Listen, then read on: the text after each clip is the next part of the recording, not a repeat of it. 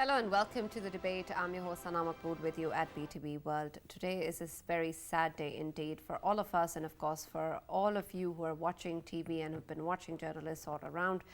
This is of course an extremely sad day with terrible news coming in for not just the whole community, for the family of a very renowned journalist, Mr. Arshad Sharif, who was unfortunately shot dead in Kenya. And this incident has happened and leaving behind, of course, a family that misses their father and their husband. And this is indeed something that should not have happened. And unfortunately, we have lost a very precious soul today. There is, of course, a lot of concern in terms of what needs to be done, why exactly this happened. And of course, there are statements coming in from all over that the condolences are coming in, the regrets are coming in, but unfortunately we will not be able to have Mr. Arshad Sharif back in the world with us. We also know that the National Police Service in Kenya has also talked about how this was something that has happened due to a case of mistaken identity.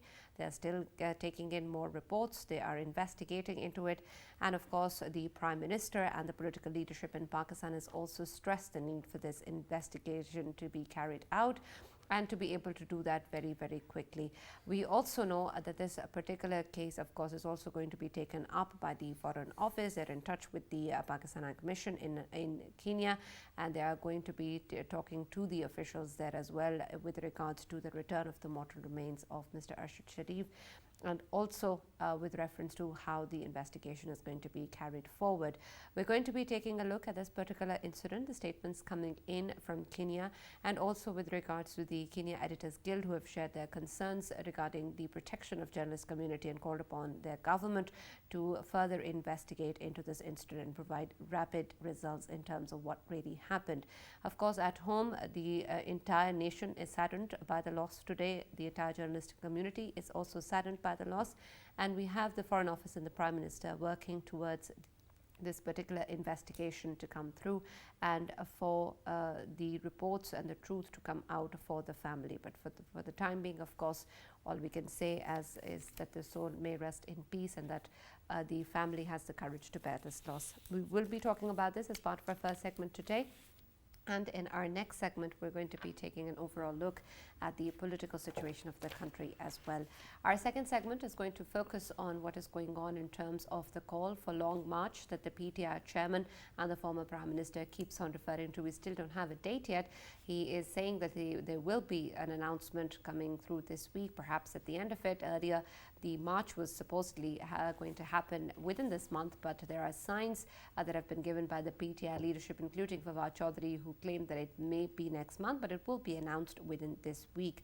Of course, it remains to be seen what's going to happen. The government and the PMLN is, of course, not quite certain in terms of the kind of numbers that are going to come out, since of course after the disqualification and the Toshakhana reference, we did not see a large crowd coming out onto the streets, after which the PTI chairman did indeed call the protesters off and said instead to prepare for the long march. The reasons cited by the PTI leadership, of course, are different, but we're going to be taking a look at what really is going to happen and how it's going to affect the political dynamic of the country, and whether or not we're going to be really seeing a sit-in of the magnitude that the PTI leadership keeps on referring to. That is going to be the focus of our two segments today. For this and more, as always, I've been joined in the studios by senior analyst Farooq Badafi and Raja Faisal. And we've also been joined online for our first segment regarding the killing of journalist Arshad Sharif by Cyprus Umbati, who's a senior national security reporter, Star newspaper in Nairobi. Thank you very much, Cyprus Umbati, for joining us, and I hope that I'm taking your name correctly. Before we go ahead with the journalist who's joined us from Nairobi, let me just also quickly come to Faisal and Farooq with regards to what they would like to say on this occasion at this moment. I'll start with you, Faisal. Yes, Anna, highly unfortunate that we are obviously talking about Arshad Sharif's death today. He was just like a friend, just like a brother to me. We have memories, we share memories, very good memories, but of course at this time we are talking about his death. Today I went to his mother, I met her, and first of all I just wanted to highlight the courage and the courage she shown me it was nobody can give any other example that can match her courage. And secondly, she just talked about one thing, that she demanded that there should be a monument that can be raised in his memory, Arshad's memory. This is what she wanted, so that nobody forgets him. And she categorically said to all of the journalistic community of Pakistan that never to forget your brother. Of course, she was talking about Arshad, and we will never forget him. And I think this is what it is all about. I just want to, from my own side, I want to request the Kenyan authorities to dig deep into it. We need a probe, an open investigation, and if they seek, or if they want any help, of course, Pakistan's authorities, Pakistan's investigation teams, they can help them out as well, because we really need to do it. And because this time the whole Pakistan is so sad on the fact that we have lost Arshad Sharif. Absolutely. Farooq? Right. Sana, what is one supposed to say when a You're right. friend of 25 years is just lost in this very strange way? I've known Arshad Sharif for 25 years. We went to the university together. He was a good friend back in university. Then a lifetime spent in trenches together, or accidentally actually walking into each other's trenches. We had developed a kind of chemistry that doesn't need any exchange of thoughts verbally. I mean, there were times when we would sit together without uttering a word, but we would actually laugh at each other's jokes simultaneously. So of all people, I did not see this coming, and I don't know how I'm managing to even speak right now, because today was a very bad day. Today I lost composure many times, and I think regarding his mother, I think she is a very courageous woman who has known loss before as well. Her husband and younger son, when she lost on the same day, and now the second son is also gone. So I mean, I cannot possibly have words to console her. I can pray for solace to her. I can hope that in coming days this heals, and I totally support the demand for inquiry here and in Nairobi. But no matter what you do, he's not coming back. Yeah. And my one concern that I have is, and this is of course a metaphor, the households where fathers and mothers keep on fighting and take it out on their children actually are found dead on roads. This actually breaks my heart. Absolutely, and I'm really sorry for your loss, of course, and for the entire nation's loss as well. I'll go to you, Mr. Cyrus. Your, of course, input in terms of what really happened is important to us. We all lost somebody who was very dear to Pakistan. And because of that, we want to understand and have the assurance that the investigation that is being carried out will fully take into account everything that has happened. So far, whatever details you have, can you please share those with us? Well, so far, as I can tell you, the police handed over the probe, or the initial team which was handling the case, handed over the investigation to a different unit, which is more of independent, to investigate how this incident happened. Because it raises so many suspicions and questions here and there, because there's no way someone like Sharif could have been shot and killed, and yet he was a passenger, and you leave the driver who was having the foil drive car. Because naturally, when you want to immobilize a car like that, you'll target a driver. But in this case, Sharif, who was seated on the co-driver seat, is the one who was targeted. So the police are saying that they hope there will be justice and truth about the whole issue. And the Independent Policing Oversight Authority, which has taken over the case, they went to the scene where it happened. They have interrogated some of the officers who are involved in the shooting as part of the investigation into the incident. And there was a post-mortem which was conducted on the body today at the mortuary, and the Pakistan ambassador to Kenya was there, and she actually said she had talked to the highest authorities in Kenya, and they've assured her that there will be a thorough investigation into the issue, and the body should be leaving Kenya either tonight or tomorrow to Pakistan for burial as per the requirements of the mom back in Pakistan. Yeah, Cyrus, of course, you must be following the case throughout. Since last night, of course, I was going through quite a few number of newspapers from Kenya, and there were conflicting sort of reports published in them. Especially one of them one of them claimed that police was obviously concerned related to one of the vehicles that had kidnapped a child from somewhere, and that's why it all happened. And there was another one that claimed that it was not a kidnap case, it was a car snatching case. Could you please highlight this, that what are the authorities saying, because they both of the newspapers, they are quoting the police. And by the way, Well, Cyrus, could you also clarify how usual is this kind of an accident or this kind of situation where police actually fire before actually stopping somebody or taking them in custody? I'm one of those. Sorry, thank you so much. I'm one of those who covered the story, saying initially, of course, there was a case of it was around 6 p.m. on Sunday, 6 evening, when a motorist reported that his son had been carjacked from a place called Pangani. Pangani is around 2-3 kilometers from the Nairobi CBD. So a few minutes later, there was a report that the same car had been spotted at a place called Magadi, Kiseria and Magadi. That's the place where Sharif was shot. So when this report came that the car had been traced to the place where Sharif was shot, the officers who were on the ground there were informed that there's this car with such and such another plate which is headed that direction. So please, if you see it, intercept it, because it's carrying a child who has been kidnapped.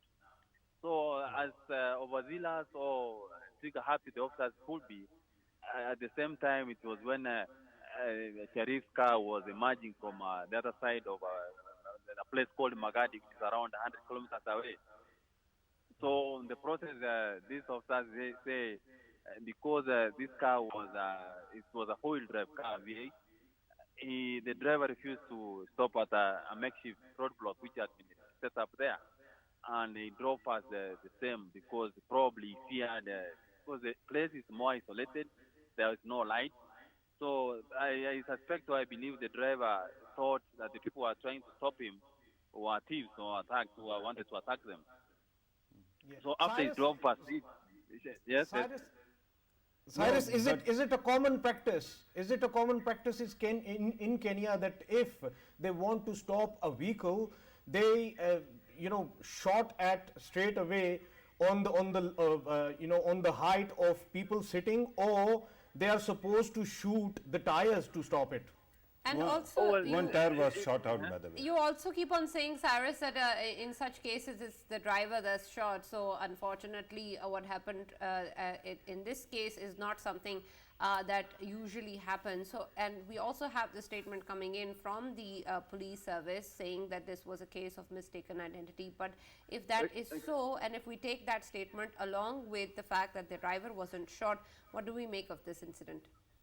Those are issues that are raising so many questions here, because naturally you will expect a police to shoot at a driver, but he shot the officer shot at the tire of the car on the driver's side, but then coincidentally again he shot Mr. Sharif in the head from behind. So people were asking, well, how come you didn't shoot the driver to immobilize him, so that because you wanted to stop the car but you left him go away and you shot the passenger who was there? Those are the questions which are being asked here. Then the other issues you are talking about is it's common. It's quite sometimes they happen here, because if you are stopped at a roadblock and you defy and drive off, you risk being shot at. It happens, and the police always give an excuse of saying that he defied or she defied an order they actually surrender or stop at the Right. roadblock. Then All they'll- right, Cyrus, I understand that. Can you also explain to me what happens after such an incident? If you're saying this is something that has happened before, this is what is the practice. So then, of course, then in terms of such cases, if an investigation is carried out, and if it is a case of mistaken identity, then what really happens in terms of the way that the law takes its course? How is there any consequence, and what sort of actions are taken by the government then? That's what they're saying. They say that these the independent police oversight authority, which is investigating the issue, may in the end recommend for the prosecution of the officers who are involved in the shooting with causing death and maybe misusing of their gun, because opening fire with 8 bullets at the car or 9 bullets, those are too many. In any case, you will have shot once or twice to immobilize the car. So what we expect, the worst which can happen, is they will not be charged with murder probably. They will only be charged with causing death and misuse of their firearms. It will happen. Right. So, Cyrus, if we talk about the other people, of course, he was in touch with in Nairobi. Of course, we understand now that he was coming back from a dinner. Is it possible that police would take that in account as well, that where was he coming from and where was he going? And of course, in that sense, whoever he was meeting in there, can they be part of the investigation as well, sir? Actually, that's what they're investigating. They're trying to establish the last movement. Where was he? Was he in Magadi? What was he doing? When did he come to Kenya? What did he come to do? Those are the issues they're trying to establish, whether it had anything to do with the shooting or it was just an accident or it was a mistaken identity. Those are the issues they're saying they're pursuing now. Right, absolutely. And Farouk, this is of course unfortunate that at the end of the day, like you said earlier, we're not getting him back, and that's the truth here. That is of course the most unfortunate and the hardest to deal with. And in terms of what can actually happen or the kind of consequence Mr. Cyrus is talking about, at the end of the day, it perhaps is only disqualification or taking the guns away from. Exactly. Yes, exactly. go ahead. Yeah, it's only they can be sacked from work and be charged in court. Then they will now, in the end, it may take 2 or 3 years for the case to end, which will be too long for justice to be made. But then in the end, there will be justice. Sure, and indeed that is what we hope for, that there is justice. But what my point was that I was trying to make is that at the end of the day you lose a soul, but what really happens is perhaps something which is quite disproportionate to the kind of loss that everybody has had to suffer. And so, Farouk, when we take a look at all of this, it is indeed unfortunate that this is something that has happened. In terms of what we can do in terms of our support to the family, to the loved ones who are of course dealing with this loss, how helpful do you think this investigation can be? How can we actually help this process to give them some sort of solace?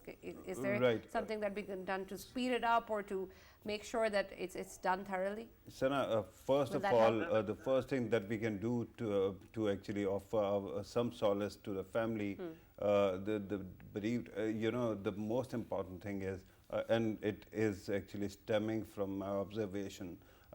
Today, too many people, because it is highly polarized times, too many people were speculating a lot. And secondly, they were sharing the, pictures of the last remains or the body, right? It is a sad, I don't get this, this kind of state of mind where you actually keep on spreading bloodied, pictures of corpse. We should be showing some respect. So the first thing is speculation must stop, but then you need, a high-powered commission back in Pakistan also, because there are 3 parts of it. Sana, I'm no revolutionary. Somebody said it was attributed to Churchill that if you're 20 and you're not a revolutionary, you have never been young. If you're 40 and you're still a revolutionary, you have not learned anything from life. And everyone has their own politics. I did not agree with my friends, my dead friends' politics. But the fact is that there are 3 moving parts. One, the circumstances in which he left the country, then he went to Dubai, and there the circumstances in which he left Dubai. And the third one is, of course, Kenya. And in Kenya, you also have 2 parts. One, where was he headed, where was he coming from, who knew where he was, and what exactly happened. Was it purely accident? So there has to be a thorough investigation. Without that, this kind of things will keep on happening, even by accident. Remember that, he personally, when it comes to spoken words are not a crime, right? So you cannot actually push all your loved ones, and he was a patriot as well. So the circumstances in which he was pushed or he left the country feeling that he might be insecure, and then he went to other places, we have to probe that. Kenya will do whatever it can, and we have to know their bit as well, Sure. because usually when you are fired upon, you fire on a car or some vehicle that is moving, usually there has to be some proof that there might be weapons on board and there is some kind of resistance. If that is not the case, then one has to ask, why was such brute force used, and why was it that there were more than one angle of shooting? So Absolutely. I wanted to add Yes, something. Faisal. So now, while talking to someone who has obviously served in Kenya before, obviously I'm talking about one of the diplomats. While talking to him, I came to this understanding. He said to me that the vehicle which was being used by Arshad Sharif, of course, it was Land Cruiser SUV V8.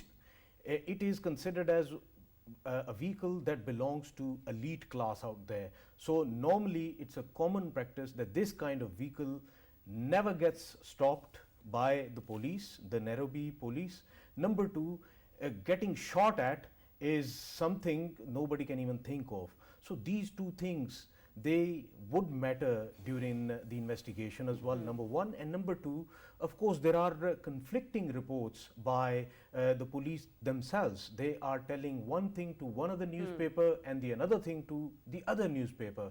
So probably it requires a probe that is, non-biased, a probe that has no influence over it, and it is a genuine probe because it is matter of someone who was pride of performance of Pakistan given by state of Pakistan. Absolutely, Yeah, absolutely. That's and for by sure. the way, regarding this, the way he was killed, of course, it is very important. But my concern is that the reports that we kept on hearing was that he was confined to a room. And then he left that room and then he went to another place and then he was coming back. So there must be people who also knew it, right? I understand that law and order situation and the response to law and order situation in Kenya is said to be worsening, and that's why perhaps there was such a force used. But even then, it doesn't add up.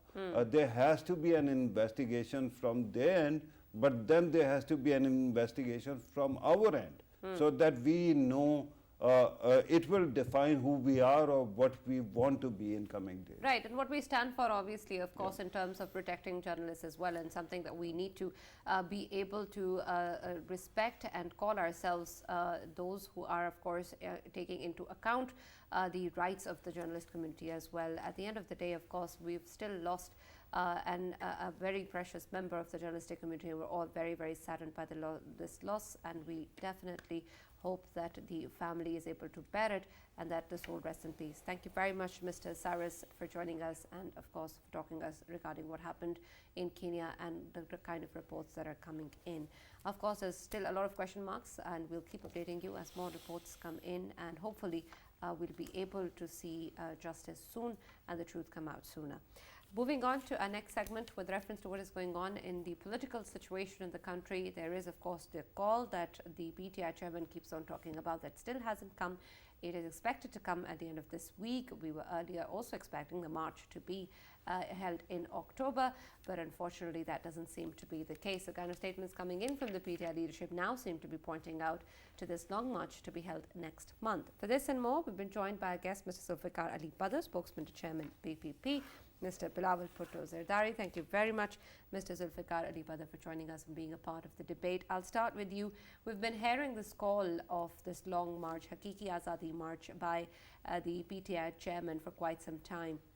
In his last address, he talked about how this is going to be something that is going to happen in October and will not he will not be crossing the month of October. But now the statements coming in from Fawad Chaudhry and PTI leaders, it seems that perhaps the announcement is going to be made soon, but it is going to be held next month. Irrespective of all of this, whether we hear it or not, at the end of the day, there is, of course, a lot in terms of what is being talked about in the aftermath of what happened after the Toshakhana reference verdict was announced. This means that there is a different way that the PTI leadership or the ruling coalition is looking at what happened. Of course, the government believes that the kind of people that came out in the streets or the numbers that were shown were just not enough, and that is perhaps the reason why there's a lot of uncertainty from the PTI with regards to its long march. But Fawad Chaudhry and other PTI leaders seem to say that they did not want any knee-jerk reaction, and so their comprehensive arrangements are still in place for the long march, and that is going to happen as planned. Which of the two do you think it is? Do you think that the Toshakhana reference has actually impacted the way that the protesters are going to come out, that in fact the kind of delays we have seen from the Hakiki Azadi March point towards the PTI leadership not being certain of fulfilling what they have, the claims that they've made? Mr. Badar, you'll have to unmute yourself. We unfortunately cannot hear you.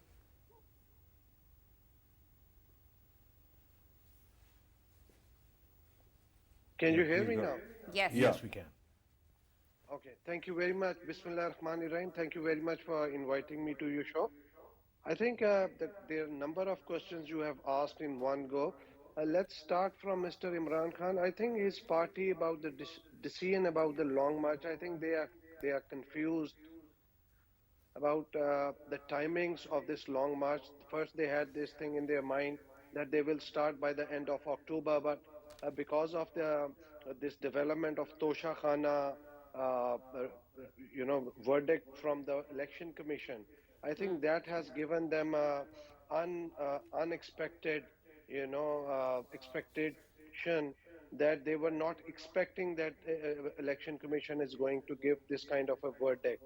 So this has given them unrest. And another thing, what happened today, they have been given another turn down by the High Court Islamabad, because they were expecting that Islamabad High Court is going to give them temporary injection right away and suspend the order of Election Commission right then and there while they will submit their petition in the court. So this has been a big, disappointment to them from Election Commission and later on from the High Court.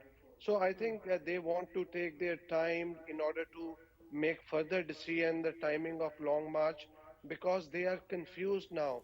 Either they have to fight in the court or they have to fight on the roads.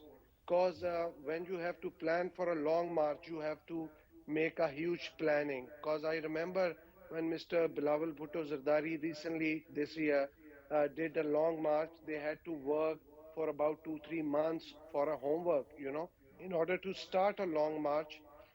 So the big homework is required in order to have a successful long march.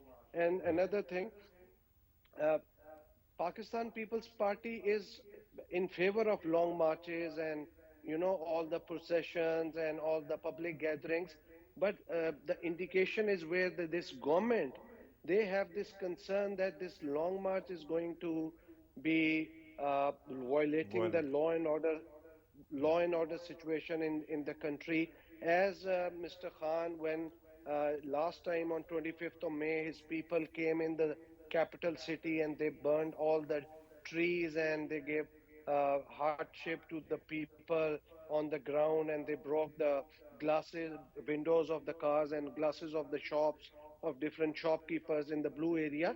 So I think this is a question, this is a point where the government is really concerned, because Mr. Khan, if he gets a permission to come at a certain point to hold a long march and a public gathering, but once he will be holding it and all the people, once they enter into any kind of no-go area like Parliament House or Red Zone or PTV or any of the state institution, and they do take law and order in their hands, and Mr. Khan Right. is going to say, this is not in my hand, this is the aggression of the people who have done it. I think government is trying to stop that thing, that they are not afraid of Mr. Khan's march, but they are really preparing themselves to stop that mishappening that Right, absolutely. And Zulfikar sir, this is something that we've been hearing from both sides. The BTI chairman obviously also claims that his preparations are on point, and that in fact the kind of homework that you're talking about is indeed been done. And then of course we've been hearing the government's leadership also claiming that they're fully prepared to deal with any sort of situation. And I understand of course that they must have prepared for the kind of situation that could arise, and something that has happened before as well. But in terms of the way that we look at the context of this situation right now, or the kind of stakes that are perhaps present, this is something that the PTI chairman is really counting on, has been building up since quite some time, and so he of course has to also be able to have some sort of a saving in terms of what actually happens. And in that case, do you really think that what the PTI aims to do will just end in terms of coming in and sitting at this prescribed location and then just going back? Because we also keep on hearing about lodging and logistics support also being provided to the PTI supporters. How is that going to be taken into account if there is one particular venue that is designated, and if the supporters choose to stay and then keep on coming back? Is this going to turn into some sort of sit-in? What sort of line is there for the government? You see, the government will give them the permission to come and hold a procession and, hold a public gathering. But sit-in will not be allowed, especially in the capital area.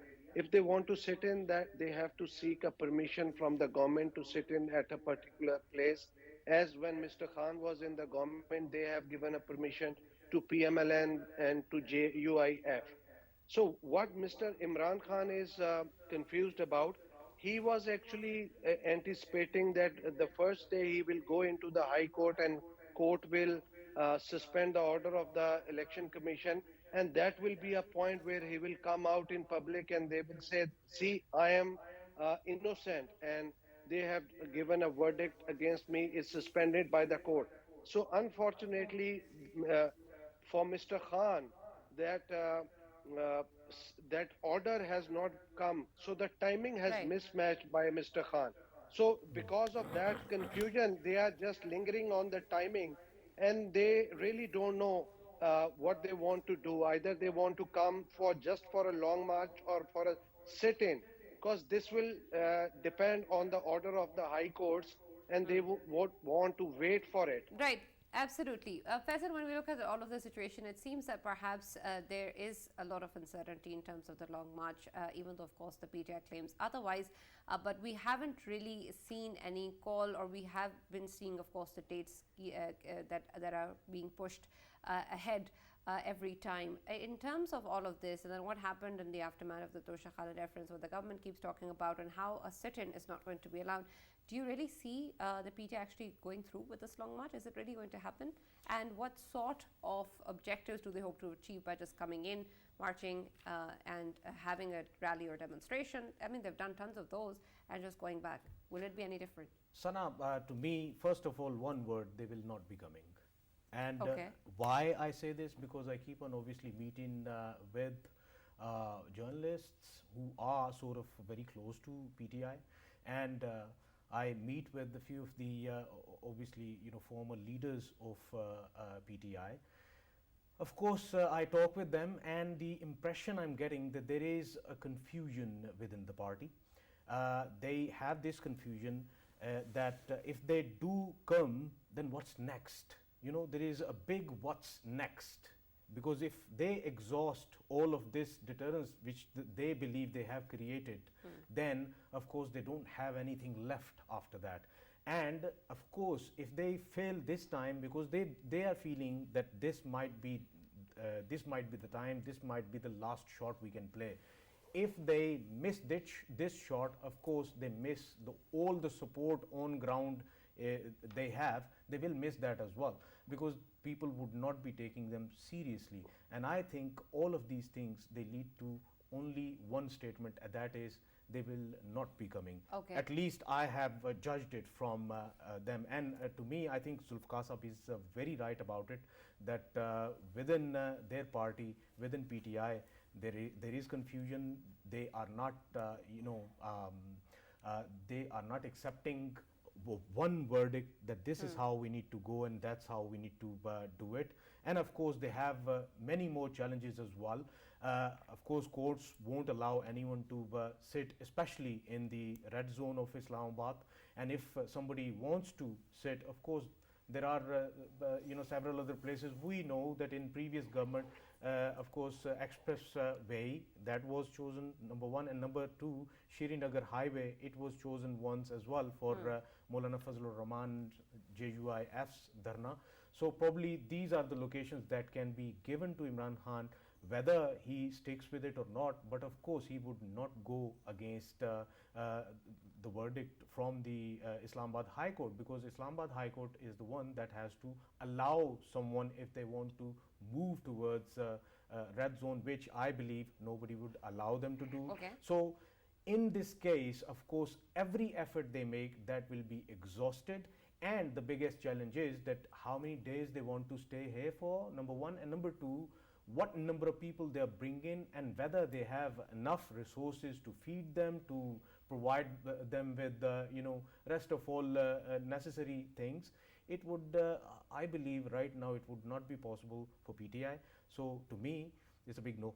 Okay, Farooq, do you think the same, that the PTI is not going to go ahead with this long march? And if not, how do you think that they're going to carry on with this claim of actually having a long march? How long will they be able to do it, or how will they be able to actually call it off if they're not coming? Right, Sana, I do agree on one word, that was confusion. That Faisal also said, used, and Badr Saab also actually mentioned. But that is not because of lack of options. I think at this moment there is this feeling in PTI that no matter what they do, everything is going their way.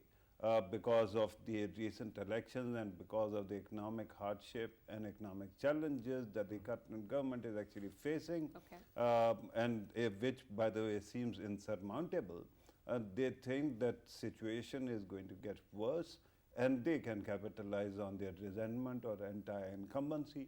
So that is not the issue.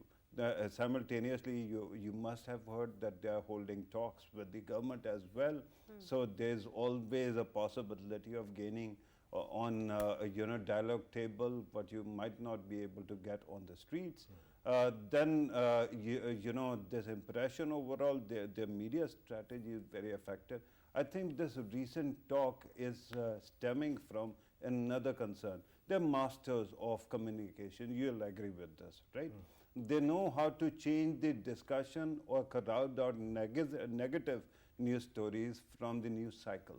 And their news cycle actually, this Tosha Khana case actually brings a lot of negative light to their leadership. And they have been worried because this, for the first time, their narrative on Saaf-Suthri politics actually gets a hit. So what they have very effectively tried to do, and what we are doing at this moment, playing to the same tune, is that they actually shifted the discussion from Tosha Khana to the Long March. Now everybody in the media will be talking about that because we are all concerned that our lives will be disrupted. Right. And I don't agree that if he comes, if he brings his long march, then that will be the last arrow in the bow. Oh, really? I think, yeah. What I else think is there? This happened, no, hang on. This happened in the past as well. He came to Islamabad. There wasn't that kind of, participation. He went back and then he announced he'll come again.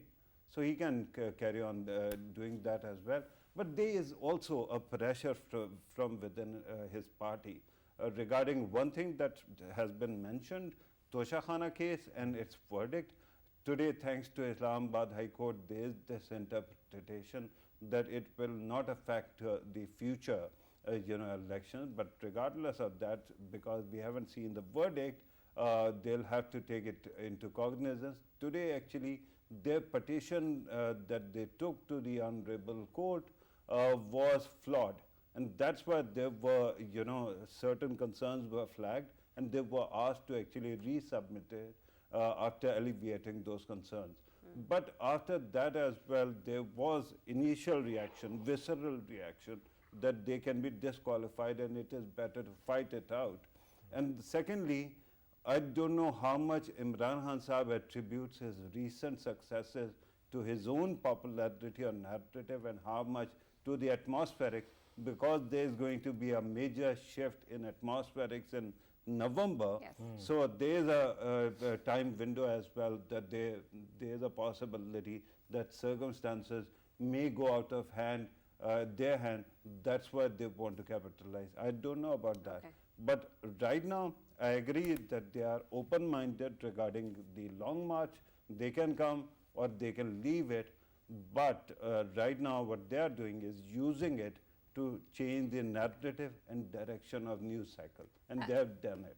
Absolutely. Mr. Zulfikar, why isn't it something that the coalition parties, in fact, have been able to do in terms of building upon repeatedly or the consecutive kind of developments coming in, which were supposedly going to negatively impact the PTI? I mean, the Tosha Khan reference is one, but prior to that, there were the very important audio leaks, and then even before that, there were, of course, other cases against the PTI chairman. And there is so much that we've been hearing in that is coming in that seemingly should have had some impact. I understand there are blind followers and the PTI has plenty, but when we take a look at what has happened, there should have been some ground to work on in terms of being able to also shape the news or also to shape the narrative and talk about these things.